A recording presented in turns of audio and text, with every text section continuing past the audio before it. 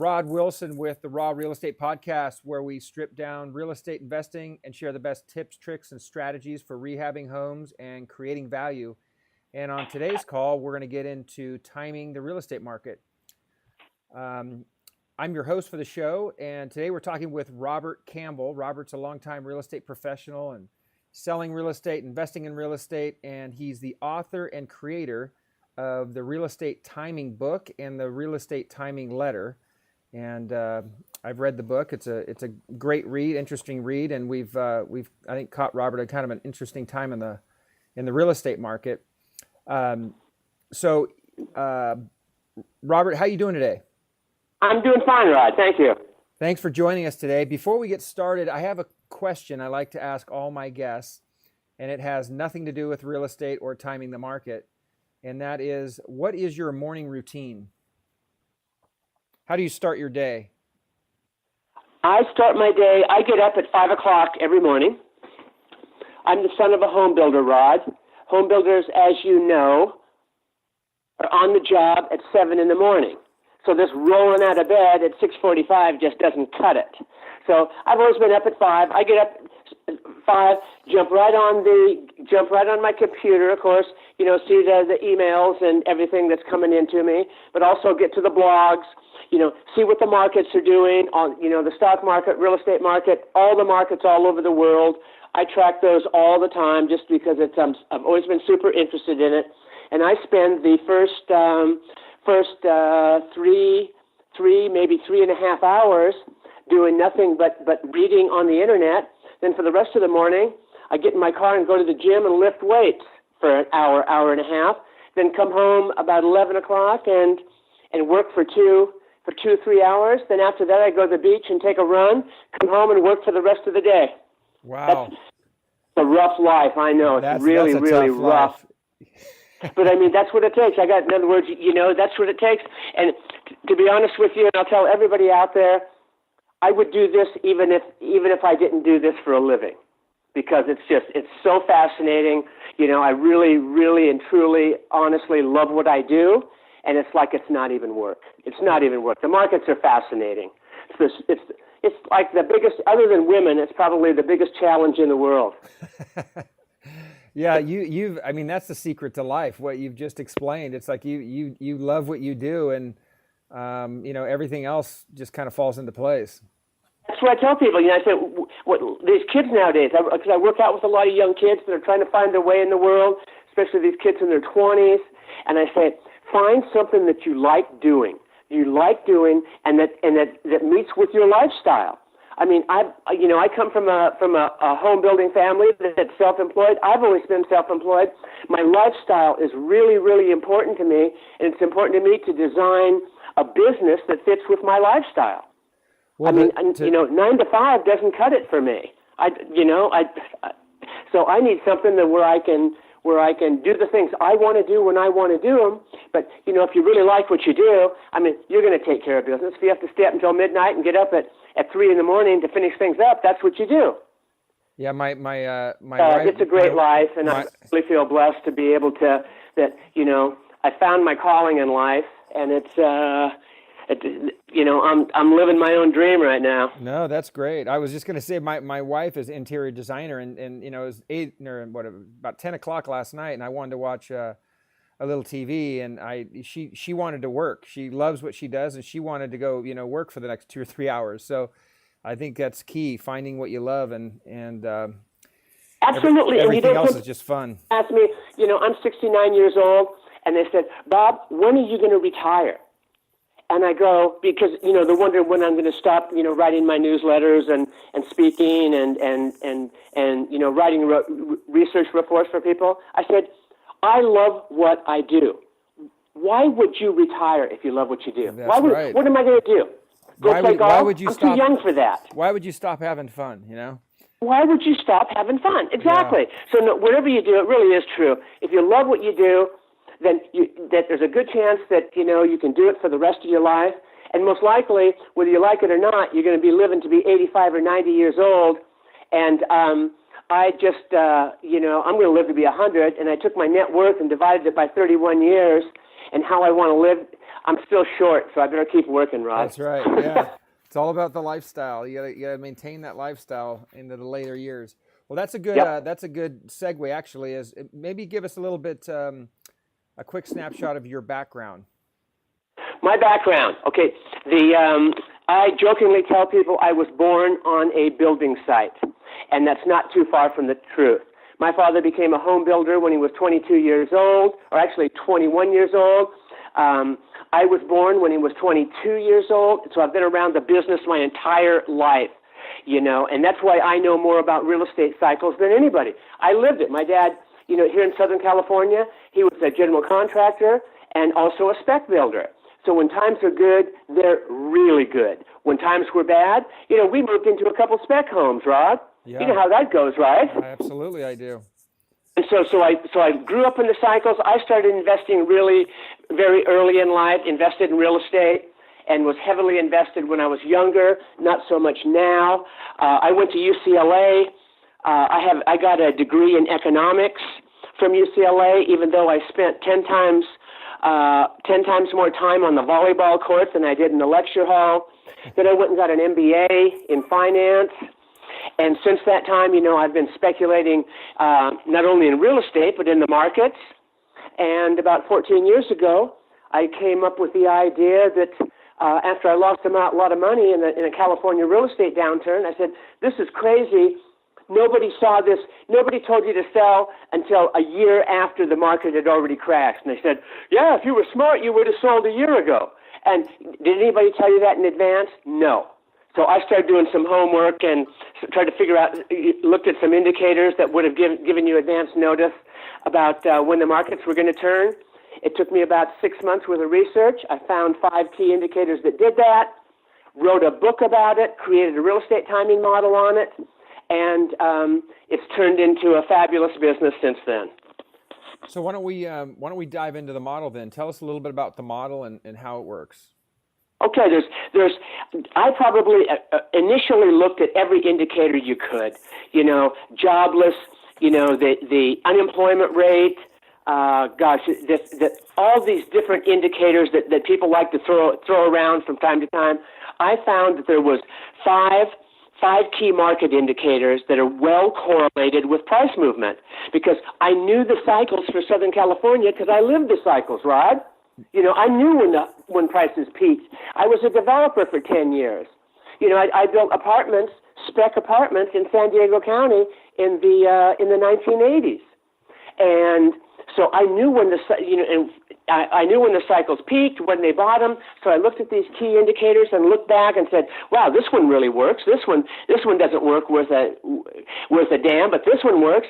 This one doesn't. This one doesn't, but this one did." And I identified 5 key indicators, researched them back as far as I could go, and that was back into the early 1980s. And started doing some statistical studies with them to see how they were, whether they would have been predictive as far as what was coming in the market, what was coming at either higher prices or lower prices. And after that, I identified 5. I weighted them separately, and I put them into a real estate timing model. And the timing model has an accuracy rate of more than 85% for the last 35 years. Wow. And the 5 key indicators, for those that want to know, they're as follows. Existing home sales, number 1. 2, new home building permits. 3, notice of defaults. 4, foreclosure sales. And 5, interest rates. And that's all you have to do. That's all you have to do. Of course, I'm well trained in the markets right now.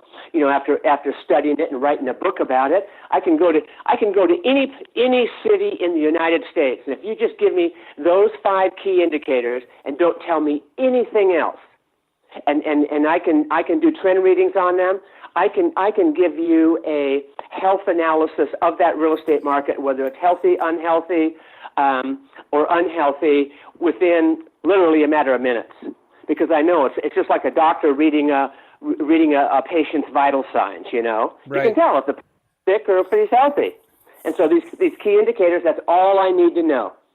I don't need to know whether the population's moving in or moving out, or that high-paying jobs are coming in or coming out, or whether there's a water shortage or whatever. One way or another, everything will get filtered through these 5 key indicators, and will become apparent through what these 5 key indicators are doing, and you can get a really, really solid read on what's likely to happen in the next 3 to 6 months in the real estate market. Okay. Pretty fascinating, huh? Yeah, no, it's really fascinating. Going through the book, I've read it a couple times now actually, and I keep, it all makes total sense to me. But then when you're, it's kind of like going back to 07 and 08 for me. Is when you're in the middle of it, it's hard to see it. And I like the fact that, you take the approach where it's not emotional. It's not about like you're saying. It's not about in the Silicon Valley about the next technology. It's not about job growth. It's just about these 5 indicators that the data basically tells you where it's going, and you don't really need to think about anything else, right? You don't need to think about anything else. Now, there's one other aspect that you have to develop, and that's a sense of history. Because history does repeat itself. Market does work in cycles.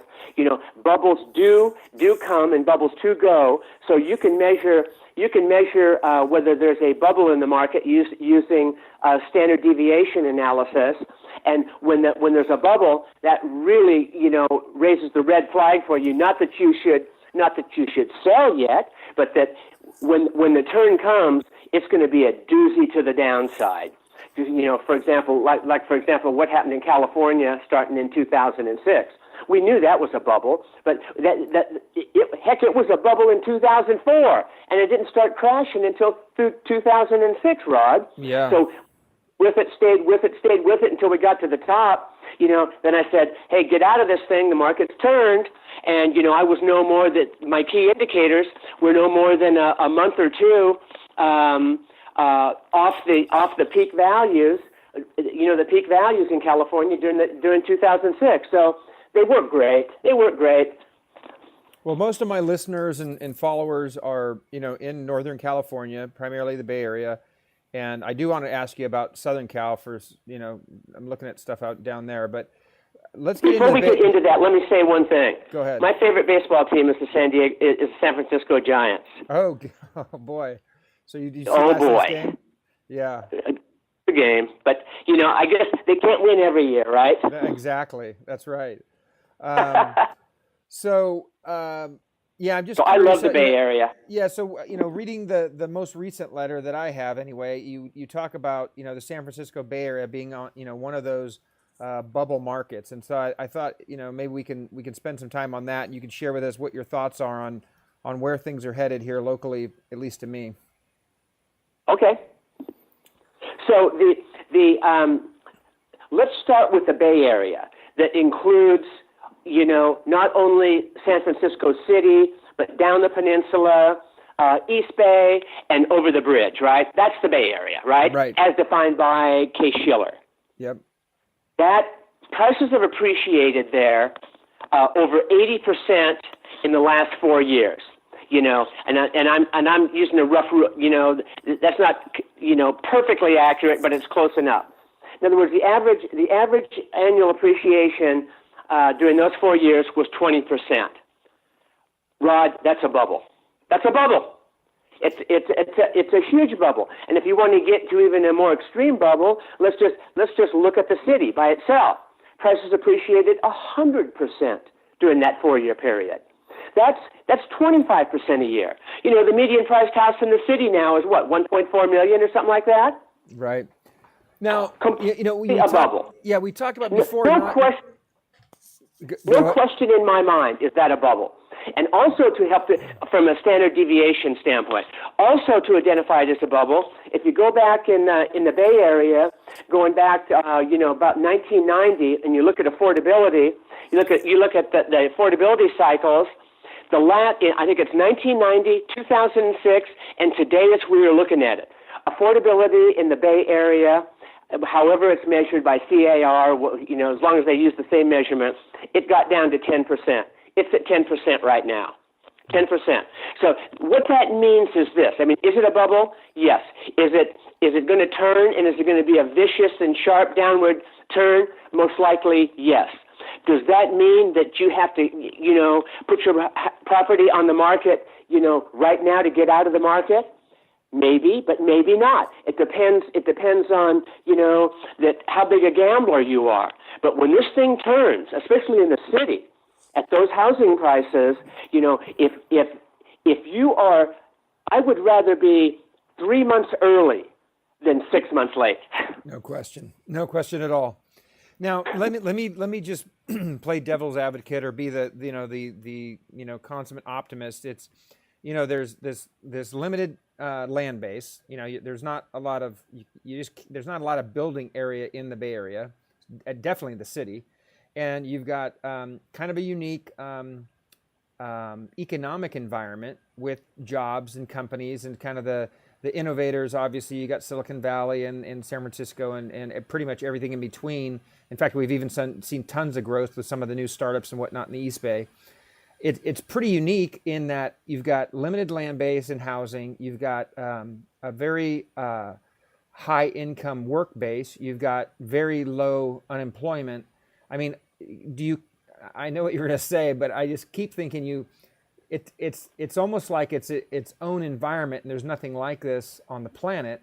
And is that a way to kind of defend or justify where prices are and rents are? Or again, we go back to the model and it's just, none of that even matters. Tell me what I'm going to say, Rod. Look at the data. Exactly. Look, everything in the world is cyclical. We live in a cyclical world, Rod. There's nothing that goes up forever and stays up forever, especially when it gets to extreme values as measured by standard deviation events. It just doesn't happen. You've never seen that happen in the history of mankind. So why should it happen in the Bay Area? All that type of reasoning, and I hear you loud and clear. All you're trying to do is convince yourself, if you hold a lot of property in the Bay Area, of why that a crash can't happen. But you know what? You're fooling yourself. I mean, okay, land. Let's look at land availability. Okay, when housing prices crashed in the Bay Area during the last downturn, they only fell 26% in the Bay Area, whereas they fell 50% in California. It was restricted land back then too. The land hasn't changed. But what has changed is this. I mean, there comes a point when prices get so high and affordability gets so low that people just no longer can afford it, and by the hands of the free market, things turn.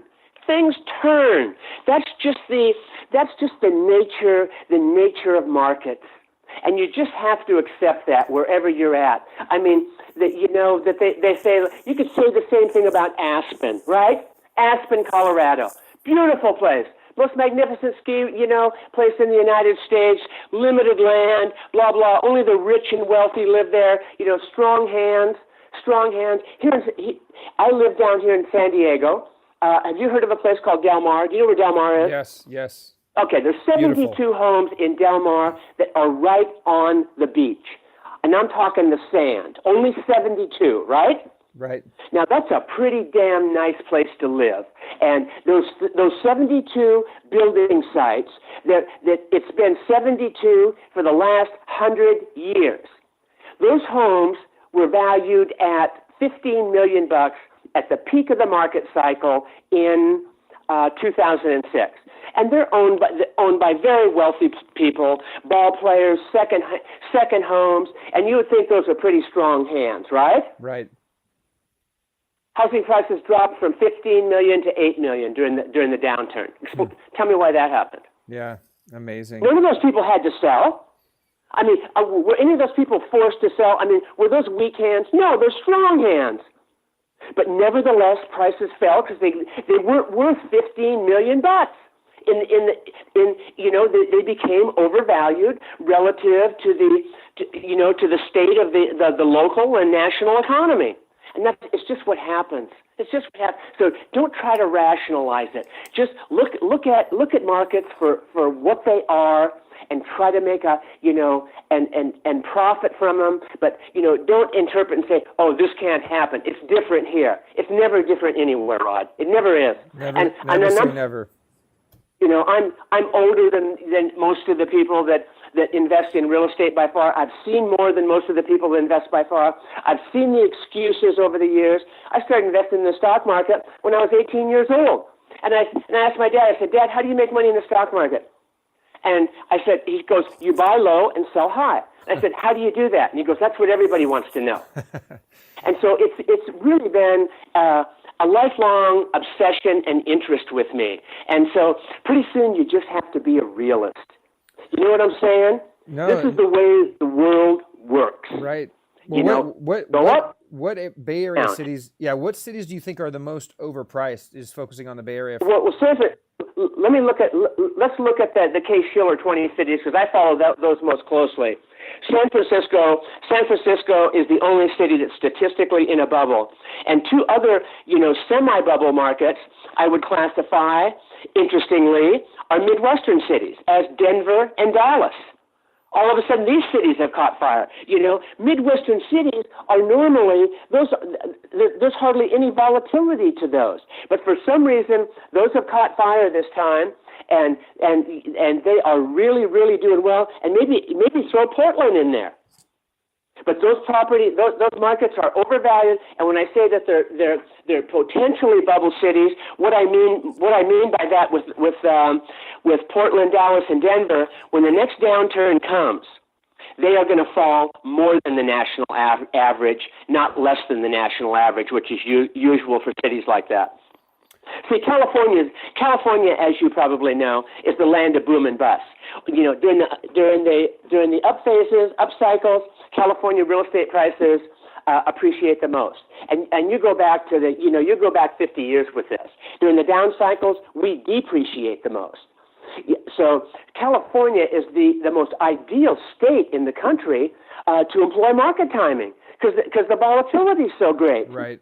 The ability to buy low and make a big profit, at the bottom of the cycle is there, and then to sell high and then be patiently and sit on your hands to wait to buy low again. I mean, you can make bigger profits in California real estate just by following the cycles than you can in any other state in the country. No, that makes sense.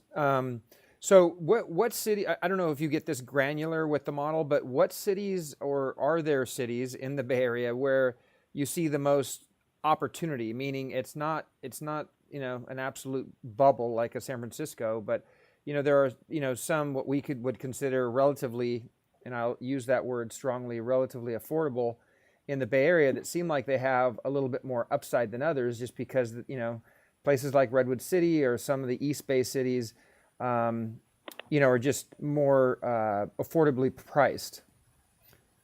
I can't say that with any degree of confidence. There's an old saying, a rising tide lifts all ships. Sure, maybe the city has risen 20% more, than the down the peninsula. Nevertheless, it's all in a bubble. And then you go East Bay. I have subscribers that are East Bay, and they're telling me people can't afford anything on the peninsula anymore or in the city, so they're going over the Bay Bridge into Oakland. Prices and rents are going crazy there, too, in the East Bay. So it's all connected up there, Rod. It's all connected. Yeah, the city by itself may suffer the most extreme price declines because it's gone up the most. Right. But, I mean, there's going to be no sanctuary in Redwood City. That's for sure.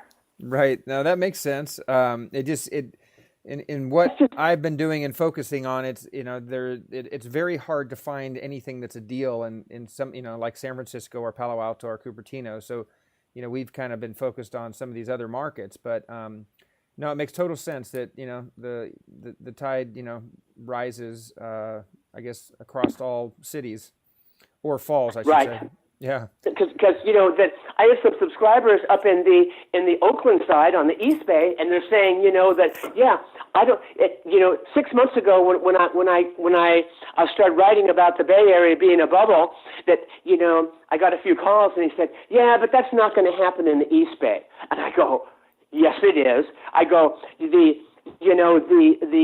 shock waves are going to cross the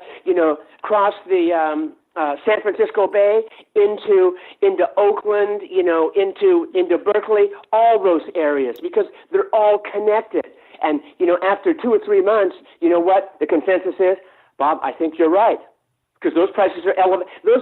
Because people that are priced out of San Francisco, and priced out of the peninsula, where are they going? They're going across the Golden Gate. That's high price stuff. Typically, Oakland has been a lower price. Hayward, all those areas, even those prices the prices have gone sky high. Mm-hmm. So it's all connected up there. The whole thing is super overpriced, and I always like to ask the question. One of my people that really respect as far as the way he invests in markets has been Warren Buffett. Warren Buffett's a value investor. He's the greatest market timer in the world, even though he says he doesn't know how to time markets, because his classic timing formula is buy fear and sell greed. Well, the greed up there couldn't be running any higher right now, couldn't be running any higher. And so would Warren Buffett, the most, one of the best investors in the history of the United States, would he buy a piece of real estate in the Bay Area right now? And my answer is overwhelmingly no. He wouldn't touch it with a 10-foot pole, because he knows it's overvalued. Anybody that buys property in the Bay Area right now, I can almost guarantee you, for the next 5 to 7 years, your return on investment is going to be from 0 to negative. The money's been made, Rod. The money's been made. You're killing me. I got to go look for another job.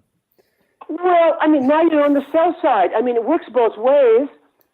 Now you can advise people, but it's going to be on the downturn, because here's the situation: when you pay a high price for an asset, the future returns are low. When you pay a low price for an asset, i.e. at the bottom of the real estate cycle, let's say you bought it in the Bay Area 4 years ago, your future returns are going to be high. And that's why I say that, because it's going to correct. It's going to revert back to the mean, and people that bought property there are probably going to wait anywhere between, 3 to 4 to 5, maybe even 6 years to get back to break even. That's so. What the Bay Area peaked in 2006, and it exceeded the old prices. The old prices probably, let's just say 2015. Somewhere around there. I don't have a chart right in front of me. Will you accept that? Yeah, that makes sense. Yep. 10 years to get back to break even. See, that's why avoiding bad markets is so important. And I learned that from Warren Buffett.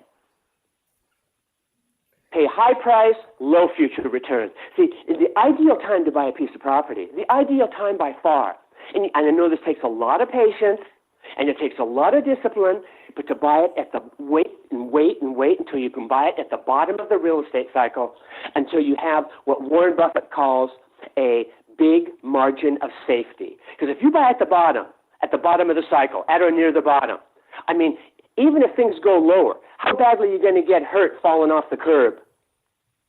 You're not. But that's the way he buys. And I've learned so much from that. So much from the professionals that do this and say, no, there comes a time you just take your profits and run and say the risk in the Bay Area right now, because I know that's what we're talking about, the risk of loss is in the next 5 years is 5 times greater than the risk of gain. Now, would an intelligent real estate investor or any investor, would he take those odds? No, he wouldn't. No, they no, wouldn't. And that's just what I'm saying. So, and I know that doesn't help you real estate agents that are out there that are like saying, I don't know what you're saying. I have a good idea what you're saying because I've been around the business longer than you. No, I'm hearing all this, and I appreciate this. I lived through the last downturn. So it's actually good to have this data and your prediction basically to be able to. I never asked you, how old are you? I'm 50. Oh, you're 50. Okay, so I'm only 19 years older than you. So good. You know what my dear old dad used to say, that just passed away in January, 91 years old. He said, don't take advice from anybody that's less than 50 years old, because they haven't had their head in the cement mixer enough times. Yeah, I've done it a few times. So you barely made it, Rod. Again. Yeah, I barely made it. So let's talk about when you think. I mean, we've seen some softening of the market, no question. We've seen from price reductions to days on market. We've seen that pretty much across the Bay Area, and in some areas relatively significant, I would say. When do you think? I mean, it sounds like you're saying we're going to see a pretty aggressive correction. When would sharp correction? Absolutely. When do you think that happens? And I know that you're not going to pick a day, but what's the kind of range of when you think something like that would happen? Not to mention all the uncertainty. It could start any time in the next 6 months, Rod. Any time. That the prices have reached those extremes.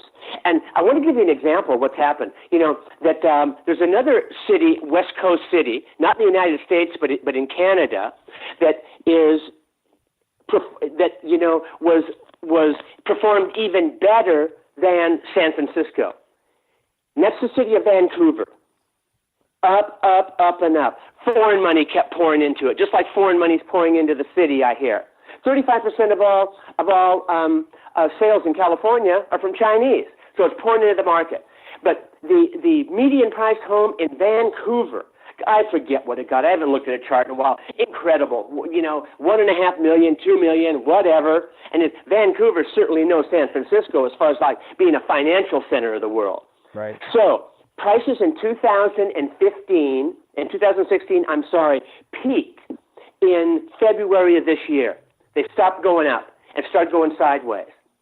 I think it was 3 or 4 months later, we had a downturn in prices. I forget what the number was. I think it was like 10, 15, or 20% in 1 month. So that's what you have to be careful of in highly, highly overvalued markets. Pretty soon, everybody gets the picture. You can be sitting there and going, oh, it's still holding its own. It hasn't crashed yet. It hasn't crashed yet. And all of a sudden, boom. It happens slowly, slowly, slowly, then suddenly. Now, I'm not saying that's going to happen to the Bay Area, but that's exactly what happened to Vancouver. And Vancouver lost something like 20% of its prices declined something like 20% in a month. And I know some people say, oh, that's because the Canadian government imposed a 15%, ad valorem tax on any property in Vancouver that's purchased by non-Canadians. Okay, that might have had something to do with it. But prices had already peaked and started going sideways to down 4 months later. So I'm saying that when prices when values get to extreme levels, all of a sudden they can kind of levitate up there in a while, and everybody, it's kind of like the Wile E. Coyote. He goes off the edge of the cliff, and all of a sudden, that even though there's no ground underneath him, he hasn't started falling yet, has he? Right. And then he goes, holy crap. So I'm not saying, I'm just alerting people out there that can happen. So that's why you'd rather be 3 months early getting out of a market than 6 months late. Right. If you know it's overvalued. So, Look, anybody that's bought into the Bay Area, that's owned Bay Area property for the last 4 years, or the city, you've made 80, and this is without leverage, you've made 80 to 100% on your money. That's huge, Rod. That's huge. No, it is. I mean, it is. So it's you when just have to take your profit. When you look at it in those Hey, terms, I'm going to lock it makes my profit.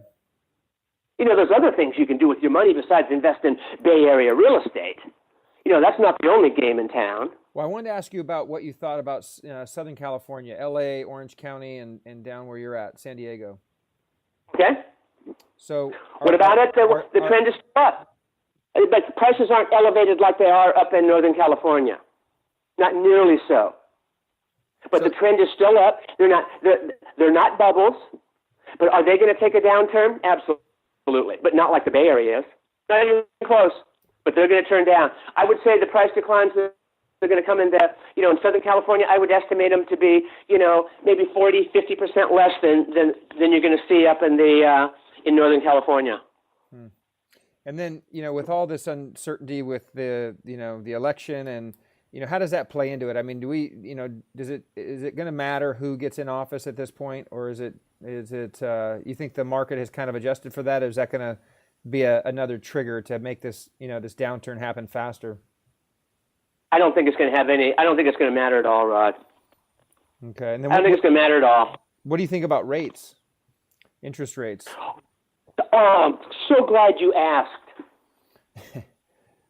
I think rates, based on certain indicators that I'm watching right now, I think there is a better than, or I would say that there's a 50% chance that we've seen the low in rates. We're at or near the low in rates. And I'm just not pulling that out of the air. It's other key indicators that I don't want to go into with you, like the Dow Jones Utility Index, which is a proxy for interest rates, because it's all based on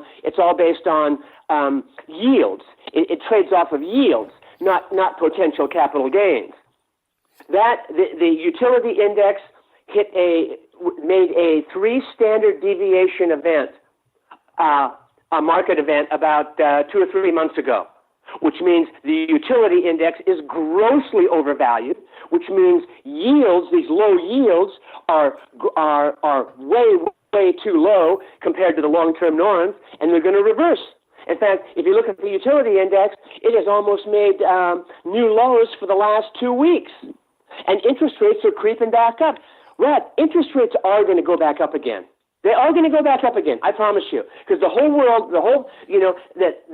there's $18 trillion worth of pension money being managed in the United States, 50% of which has to be by law invested in bonds, and you can't make 7 to 8% on your money when all you're getting on a 10-year note is 1.7%. Yeah. They're going broke too. See, everything in life has consequences. That's what's so fascinating about all this.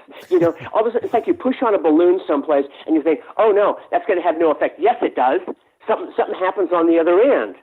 So you can manipulate interest rates down to these freakishly low levels, but something's going to happen at the other end. There's consequences to everything. And so I think we could be at or near a bottom in rates. And this is the first time I've said that in 5 or 6 years.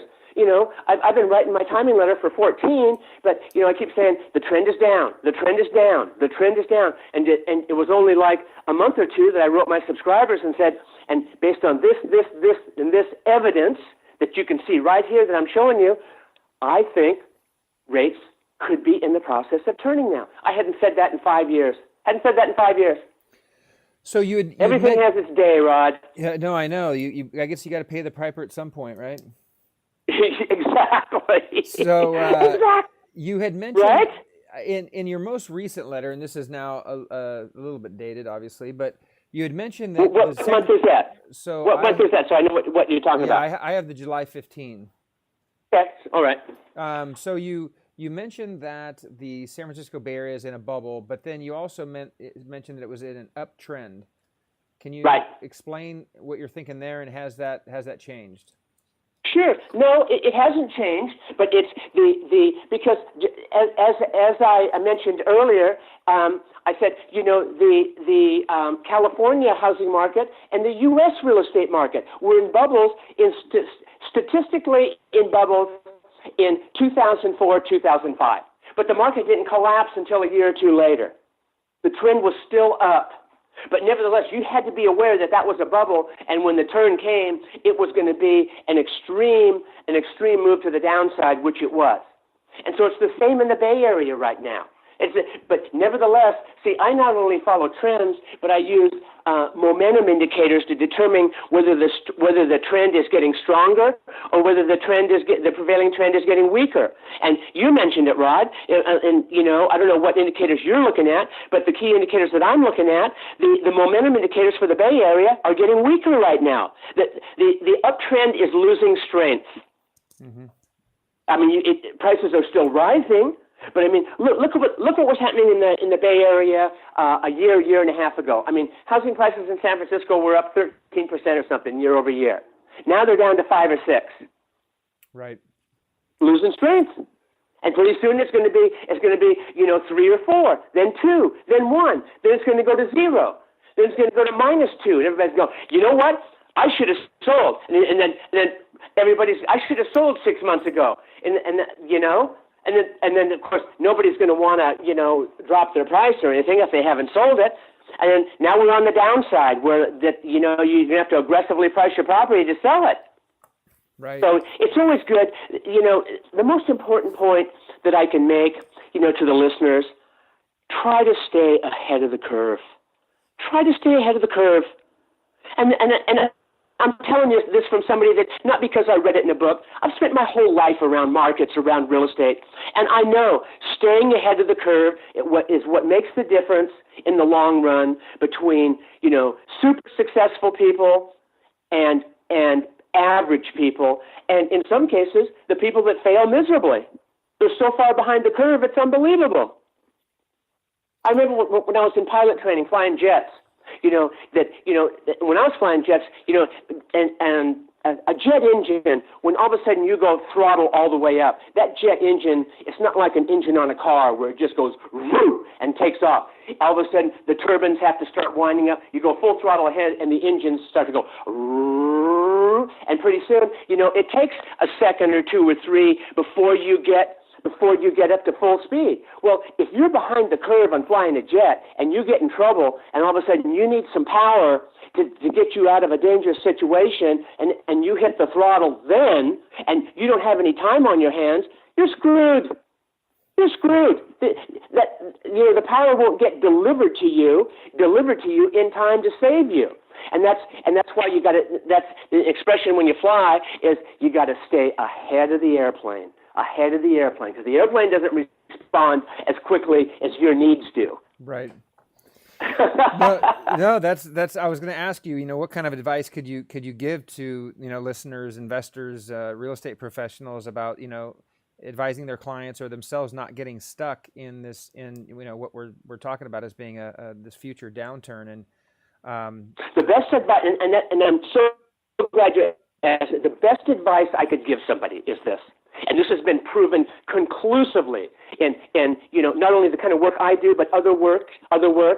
If you're a serious investor, investing is about making money and not losing it. That's what investing is about. There's nothing emotional about this.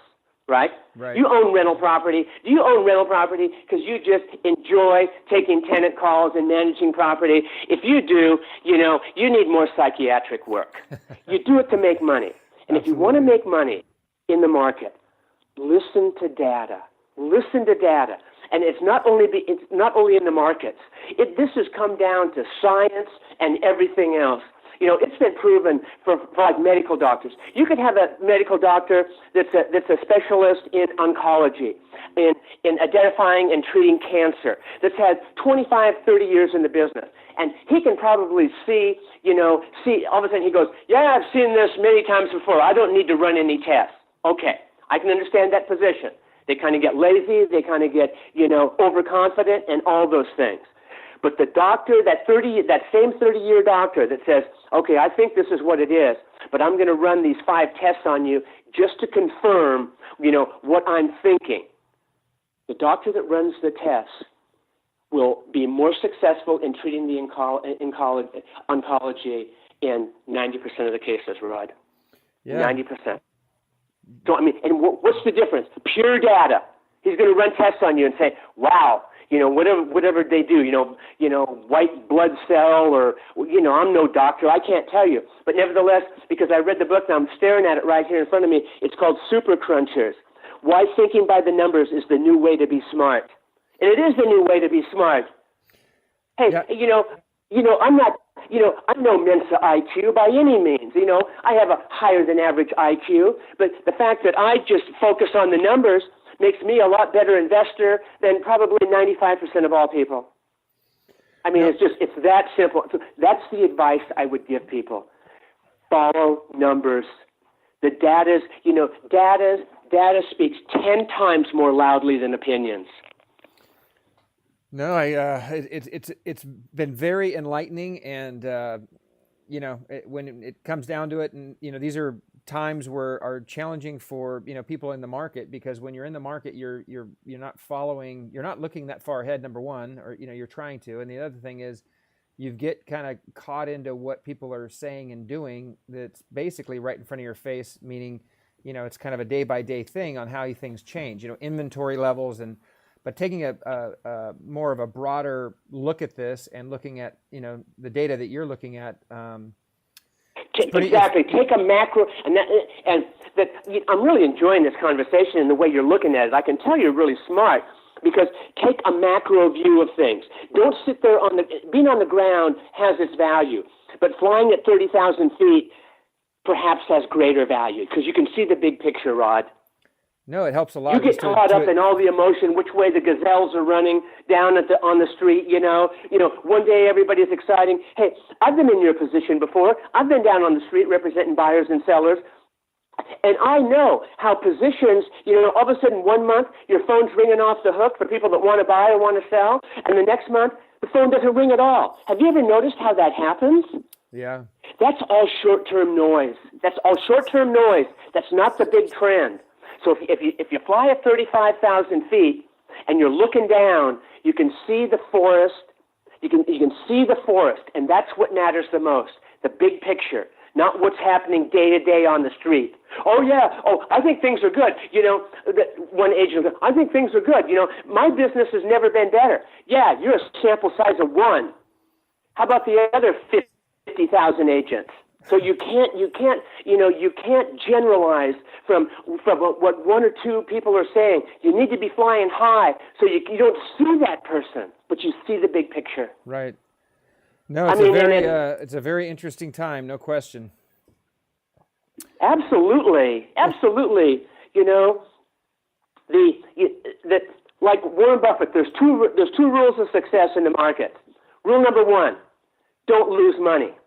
Rule number two, never forget what rule number one is. That's right. Yeah. And I'm not kidding you. That's the way I treat things. I hate losing money. I even trade the stock market. I've been trading the stock market since I was in college. I still trade it. And it's finally taken me, 35, 40 years to become a profitable investor. And I'm a very profitable short-term trader. Very profitable. I make 1 or 2% on my money every month. I make 12 to 24% a year. That's a good rate of return. Now, do I do it full time? No. I pick my everything. All the stars have to align, and then I go bam. And for every dollar I lose, I make 2 or make 3. And it's all the things I'm telling you about here. Not losing money. You got to manage the risk. You got to know when it's a good time to step in, but also you've got to recognize when it's a good time to step away. And whether we're talking the stock market, the real estate market, the gold market, the bond market, the fine art market, the classic car market, it doesn't make any difference. Markets are markets. They're all driven by fear and greed. So and I know if it sounds like I'm excited, I am, because it's taken me a lifetime to figure this stuff out, Rod. Yeah, it's not easy stuff. There's you've got a model that works and performed, and we can hear your excitement. Well, sure. Because I like making money. You and I money isn't everything to me by any means. You know what I like? I like being successful at it, doing something better than everybody else. No, because I know how people struggle to do things. The average person, and you guys up in the Bay Area there, you know what? To a large degree, you guys have been blessed. You've probably had the strongest performing real estate market going back at least 40 or 50 years. To a large degree, you guys were lucky.